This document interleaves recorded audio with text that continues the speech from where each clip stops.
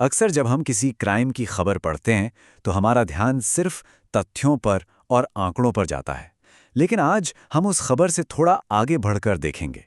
हम उस इंसान की कहानी को समझने की कोशिश करेंगे जो अक्सर इन हेडलाइंस में कहीं खो सी जाती है। हाँ, क्योंकि हर आंकड़े के पीछे एक असल जिंदगी होती है। एक परिवार होता है, कुछ सपने होते हैं और एक रोज की आम दुनिया होती है जो बस एक पल में हमेशा हमेशा के लिए बदल जाती है। तो चलिए इस कहानी को बिल्कुल शुरू से समझते हैं। इससे पहले कि माधोराम सिर्फ एक आंकड़ा बन जाएं, ये जानना जरूरी है कि वो कौन थे। एक पीड़ित के तौर पर नहीं, बल्कि एक इंसान के तौर पर, जिनका अपना एक जीवन था, एक परिवार था। तो ये थे 63 साल के माधोराम। आरबीआई से रिटायर्ड थे, मतलब एक लंबी नौकरी के बाद अब आराम का वक्त था। दिल्ली के मंदिर मार्ग जैसे एक हाई सिक्योरिटी वाले इलाके में अपने परिवार के साथ रहते थे। पत्नी थी, एक बेटा और दो बेटियां। मतलब एक बिल्कुल सेटल्ड, सुकून भरी जिंदगी, सब कुछ बिल्कुल नॉर्मल।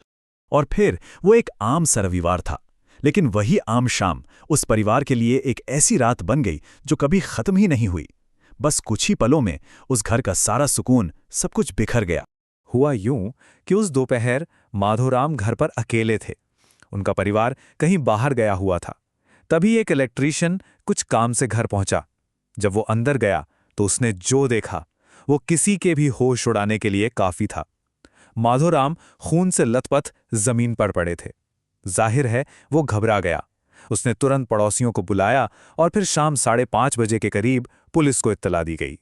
तो जैसे ही ये खबर मिली, पुलिस फौरन हरकत में आ गई। चलिए देखते हैं कि जब टीम मौके पर पहुंची तो सबसे पहले क्या क्या किया गया। पुलिस ने सबसे पहले माधोराम को पास के लेडी हार्डिंग हॉस्पिटल पहुंचाया, लेकिन अफसोस तब तक बहुत देर हो चुकी थी। डॉक्टर्स ने उन्हें मृत घोषित कर दिया। इसके बाद जैसा कि प्रोसीजर है, हत्या का मामला दर्ज किया गया और बॉडी को पोस्टमार्टम के लिए भेज दिया गया ताकि मौत की असली वजह का पता चल सके। अब केस एक ऐसे पॉइंट पर था जहां गवाहों से ज्यादा टेक्नोलॉजी की मदद चाहिए थी। तो पुलिस ने क्या किया?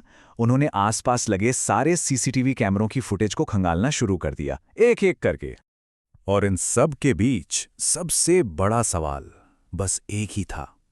जब माधोराम घर में अकेले थे तो उस वक्त उनसे मिलने कौन आया था? क्या वो कोई अनजान शख्स था या कोई अपना ही, कोई जानने वाला? और जानते हैं, इसी छानबीन के दौरान पुलिस के हाथ एक बहुत बड़ा सुराग लगा। सीसीटीवी फुटेज में एक ऐसी चीज देखी जिसने सबको चौंका दिया। वारदात से कुछ ही देर पहले माधोराम के घर के पास एक आदमी को देखा गया। और सबसे बड़ी बात यह थी कि वो कोई अजनबी नहीं था, वो कोई ऐसा था जिसे माधोराम जानते थे। बस इसी एक सुराग ने पूरी इन्वेस्टिगेशन का रुख ही मोड़ दिया।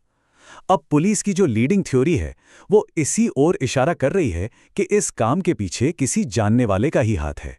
शायद कोई ऐसा जो उसी लोकेलिटी में रहता हो और उस शाम माधोराम से मिला हो।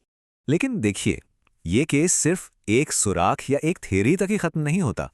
असल में ये एक ऐसी कहानी है जो अब भी अधूरी है। इसके जो सबसे बड़े सवाल हैं उनके जवाब मिलने अभी बाकी हैं।